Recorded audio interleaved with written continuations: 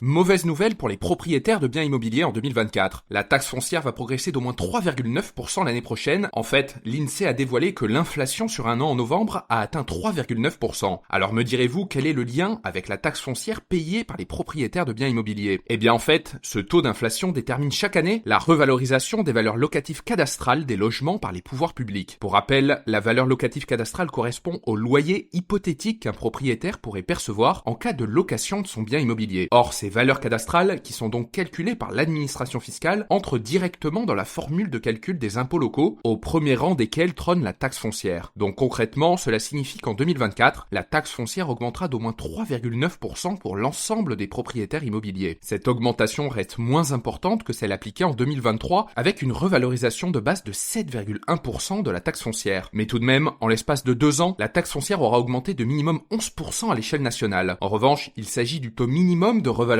car le montant de la taxe foncière dépend également des taux qui seront votés par les conseils municipaux en mars prochain. Je vous tiendrai au courant des taux exacts une fois qu'ils seront votés, et notez que ce podcast est soutenu par Quorum l'épargne.